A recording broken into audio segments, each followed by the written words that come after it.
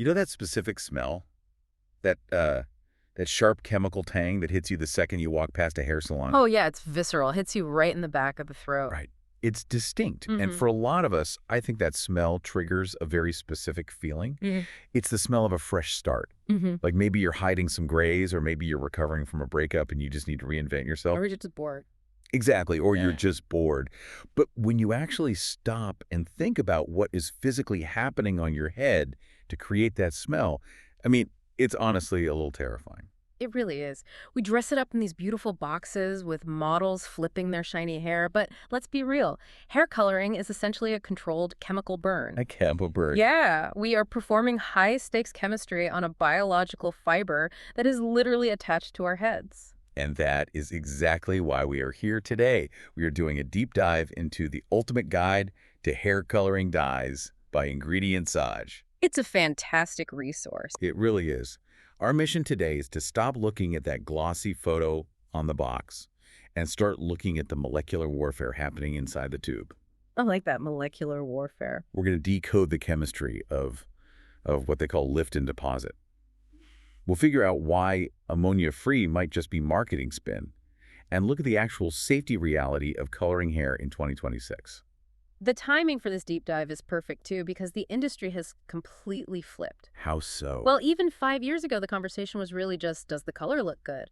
But now, if you look at the source material, the priority is the integrity of the protein and the microbiome of the scalp. Right. It's the skinification of hair. We're finally treating the scalp like the rest of our skin. Exactly. But before we get to the future tech stuff and the 2026 trends, we really have to understand the basics. The guide breaks everything down into what it calls the spectrum of commitment. Which is such a useful framework, by the way. It's not just about picking a shade. It's about deciding how married you want to be to that shade. The chemistry actually changes depending on how long you want the color to stick around. Drastically. It changes drastically. So let's start at the deep end. Total commitment. Permanent dye. This is the marriage of hair color. Good marriage, exactly. Till death or a pair of incredibly sharp scissors do us part. Right. Permanent dye is the heavy lifter, literally. To understand why it's permanent, you have to understand the lift and deposit mechanic. Walk us through that, because I think most people assume the dye just paints over their existing color, kind of like putting a coat of paint on a wall. Not at all. That's what temporary stuff does. Permanent hair color is an invasion. An invasion. Yeah. You have two key players in that bottle you mix at home. You have the ammonia or some other alkaline agent and the hydrogen peroxide, which is the developer. The developer is the engine, right? Think of the developer as the fuel and the ammonia as the battering ram. Okay, a battering ram. See, hair has a natural pH of about 4.5 to 5.5, so it's acidic. The cuticle, which is that outer layer of microscopic fish scales protecting the core, it is tightly shut at that pH. It wants to keep things out. Makes sense. But the ammonia blasts the pH up to around 10. So it forces those scales open? Violently open, it swells the hair shaft, and once the door is kicked down, the peroxide rushes in. And what does the peroxide do once it's inside? It seeks out your natural melanin, the pigment you were born with, and it oxidizes it. It literally dissolves your natural color, rendering it colorless. That's the lift. You are deleting your own pigment. Wow. Okay, so now you have a hollowed out hair strand with the door open. How does the new color actually get in there? This is the really cool part. The new pigment molecules, they start as tiny little precursors. They're small enough to just slip right through the open cuticle and into the cortex. And then? Once they are inside, they react with the peroxide and they expand. They bond together to become giant molecules. So they get in small, they get big, and then they can't get out. Exactly. It's like building a ship inside a bottle. They are physically trapped inside the architecture of the hair. That's why it doesn't wash out. That is incredibly clever chemistry. But I guess it also explains why the damage happens. You can't kick down the door and blow up the furniture without some structural issues. Precisely. That swelling process breaks the disulfide bonds. The disulfide bonds. Yeah, think of your hair like a ladder. The disulfide bonds are the rungs holding the two sides together. If you use a developer that's too strong, like a 40 volume when you only needed a 20 billion, you aren't just dissolving pigment, you're dissolving the ladder rungs. Oh, that sounds bad. It is. That's when you get that gummy feeling when the hair is wet. The structure is literally collapsing. Which we definitely want to avoid. So if that's the nuclear option, let's dial back a bit. The guide talks about demi-permanent dye. How does the chemistry differ there? Think of demi as the diplomat. Or maybe the long-term relationship, if we're sticking to the dating analogy. Okay, the long-term relationship. It's much gentler. It uses a very low volume developer.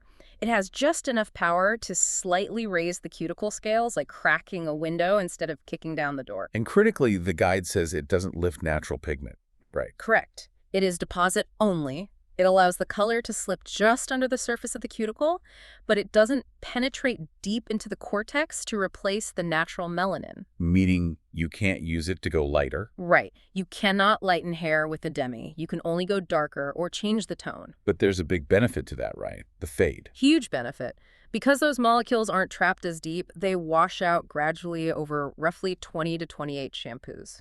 So you don't get that harsh line of regrowth, the dreaded skunk stripe at the roots. Exactly. It's fantastic for blending grays, making them look like natural highlights rather than opaque coverage, or just for refreshing the ends of your hair that have faded from the sun. It keeps the dimension alive. All right, then we step down to semi-permanent.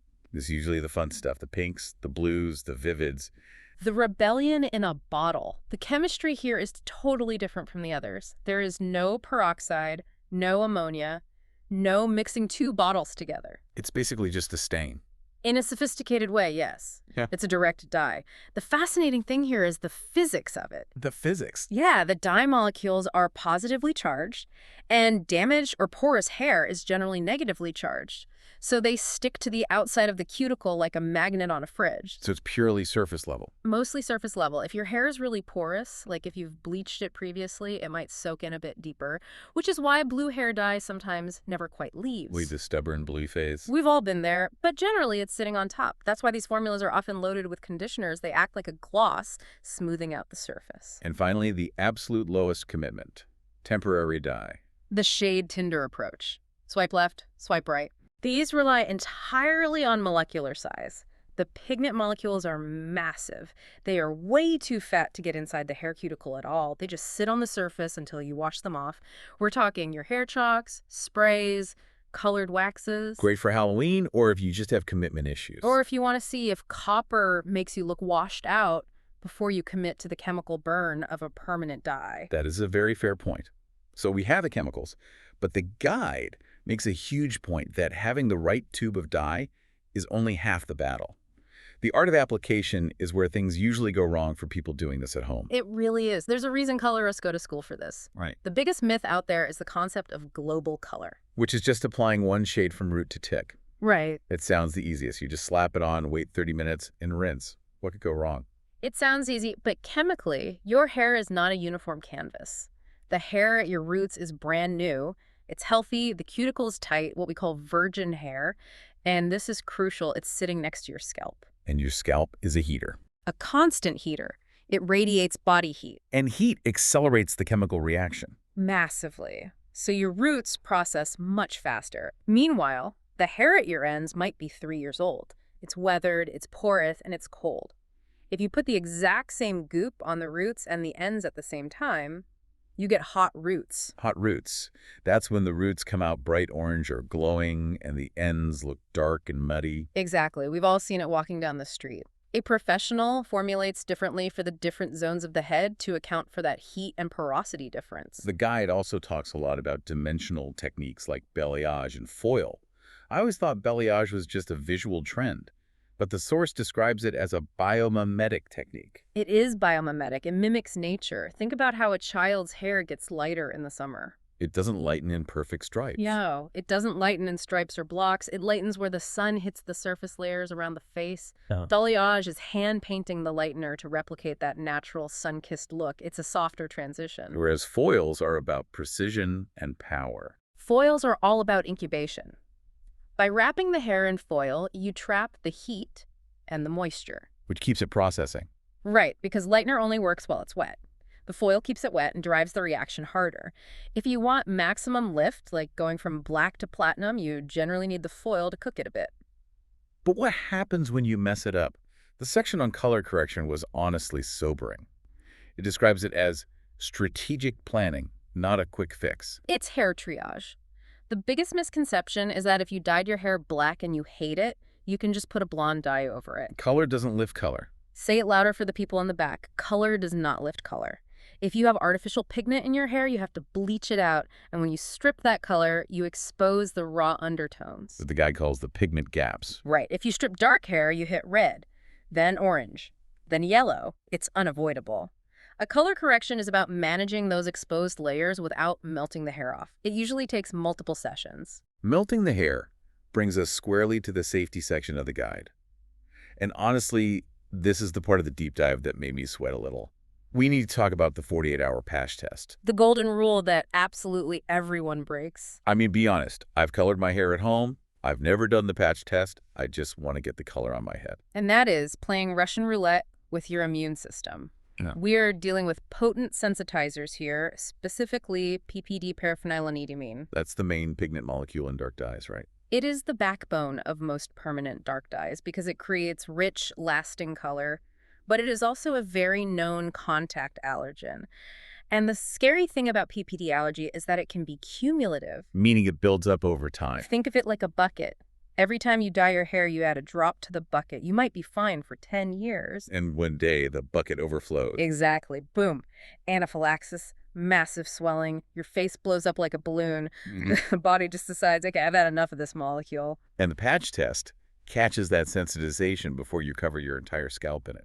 It's a distant early warning system. You put a little behind your ear or on your inner arm 48 hours before. If your arm gets red and itchy, imagine what your head would have done. The guide also distinguishes between the patch test and the strand test. I definitely thought those were the exact same thing. Totally different goals. The patch test is for safety, will I survive this? The strand test is for vanity, will this look good? And structural integrity, right? Yes, exactly. You snip a tiny piece of hair from the back of your neck and dye it.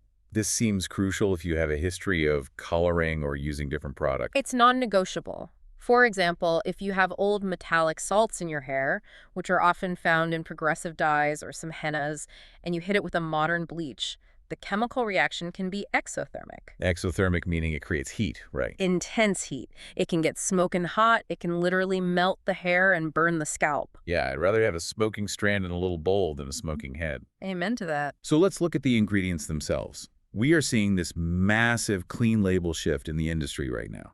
Everything is free from this and that. The big one is ammonia-free. Is that actually better science, or is it just better marketing? It's a bit of a nuance. Ammonia is efficient. It's a gas, so when it's done working, it evaporates. It smells terrible, but it leaves the hair. Ammonia-free dyes usually use something called MEA monoethanolamine. Which is odorless. Mostly. So the user experience is lovely. No burning eyes, no coughing. But MEA is a liquid or an oil. It doesn't evaporate. If you don't rinse it exceptionally well, it can sit on the scalp and continue to irritate. So ammonia-free doesn't automatically mean damage-free? No, it really means stink-free. Yeah. However, modern oil delivery systems where the oil pushes the dye into the hair are getting really good at protecting the hair shaft during the process. So yes, generally they are gentler, but not just because the ammonia is gone. It's the whole modern formulation. We also saw bond builders listed in the source as a functional additive.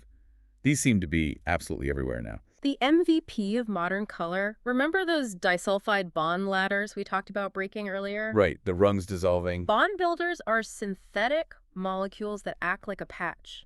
They link the broken ends of the protein back together during the chemical reaction. So you can push the hair further. You can lift lighter with way less breakage. It's changed the game for platinum blondes. It's the difference between hair that feels like silk and hair that feels like cotton candy. Okay, so we've successfully navigated the chemistry, avoided the allergies, used our bond builders, and achieved the perfect shade.